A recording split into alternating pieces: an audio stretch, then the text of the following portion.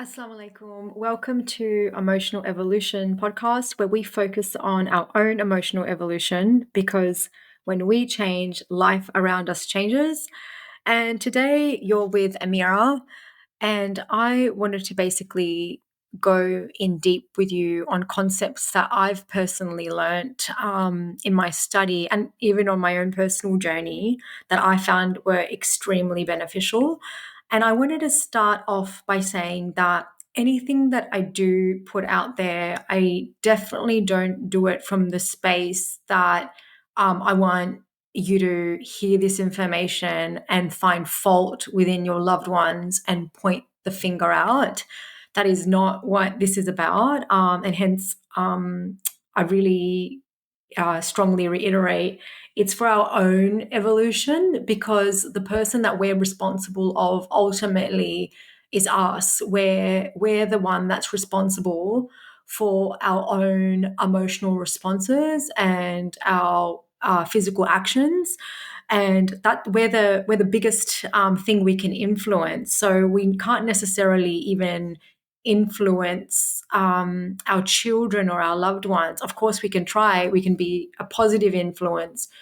We can try and persuade them. However, ultimately we're working with who they are as a being, and the best way to work with them is learning on how do we come across as disarmed as possible, as kind as possible, as exploratory as possible. So we're working with the people around us. We're not working to shift them or manipulate them or control them, and coming from that space of trusting that their temperament and what they are is where they need to be. And at one point, as they grow and evolve, they're going to be, if they're adults, they're responsible for how they want to represent themselves. And if they're children, we're responsible for keeping them um, emotionally safe. And when I say that word, what I mean by emotional safety is we need to, well, we'll benefit from learning the tools on how to keep them away from feeling emotionally unsafe. And those emotional unsafe reactions are either fight, flight, freeze, and appease. And I will go into more of that in another video. But for now, I'm wanting to break it off into two main categories that I'm going to talk about, and that is internalizers and externalizers. And before I go into that, I want to speak into a bit of background. And that background is that what we currently are, so what you currently are, is a whole bunch of mindset programming from birth until today. So, whatever you've observed in your environment, conscious and subconscious, your mindset, your thinking has been wired a certain way. And the same for your nervous system. So, everything you've picked up in your environment, everything conscious and subconscious, and often with the nervous system, it is what you've picked up on people's energy. So if your parents were very edgy because they were stressed, they felt time poor, or they felt money poor, or they felt resourced poor, or whatever the case may be, or they felt emotionally unsafe with each other or with life in general, we are going to pick that up and we're going to download that programming in our body. And when we do download that in our body, people typically have two responses. They either internalize what's gone on in their environment, and when they do that, they end up feeling responsible for it, or guilt around it, or shame around it. So if I go into a bit of more detail, internalizers, when they notice that someone needs help. So let's say you're an internalizer, and you may not be an internalizer in all categories of your life. You might do it in certain areas where you're hearing someone needs help. You may feel an instant need to do something, or you might feel guilty that, oh, they've requested help. Does that mean they're asking me to help them? And you might actually wear on that energy of like, oh, I've got to try and make this happen. If I consider myself a kind, loving person, I will help them. So internalizers really take that on.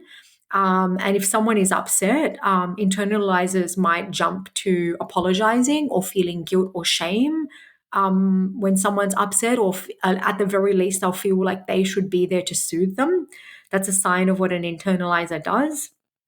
The other category, and these are more like reactive states. So internalizing is a bit of an emotional reactive state. And an externalizer, for example, if they're met with someone who needs help, they may feel like, oh, that person's need is very separate from me. So someone might say they need help, and they might not say it directly to the externalizer. So the externalizer will just be like, oh, yes, that person needs help.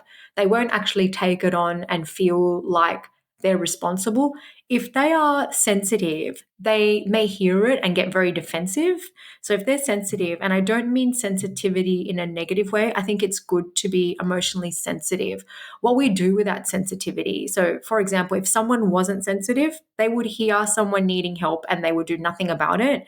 An externalizer who is sensitive might hear the need and then actually get annoyed, be like, oh, she's telling me that she doesn't have enough money. Is she trying to say that I need to give her money? So they might have that kind of attitude, or she said that, or he said that he needs help. Like, I've already got too much going on.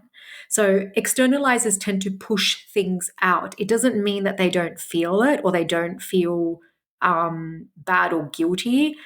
The thing is that they don't wear it on themselves. They'll externalize blame or they'll criticize things outward. They won't actually take it inward. And if someone was upset and they came to an externalizer with an upset feeling, externalizers are generally prone to blaming, shaming, criticizing, doing all those externalizing things where they're not actually taking any responsibility, or they don't feel like they're in a position to want to help. So both of these states sometimes, well, most of the time, cannot be very healthy if we're internalizing or externalizing.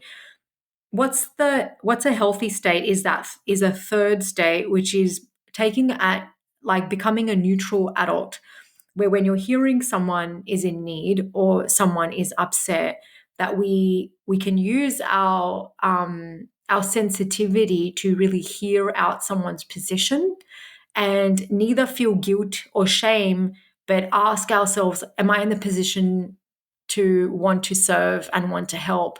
And can I do it from a place of no guilt and shame? Can I do it from a place of this is a gift of service I can offer someone? So someone's telling me that they're upset or they need help. Am I resourced enough where I'm not going to go into a fight, flight, freeze, or please, and I'm not going to use it against them, and I can actually deliver without feeling resentment? So we want to reach that space, that neutral space.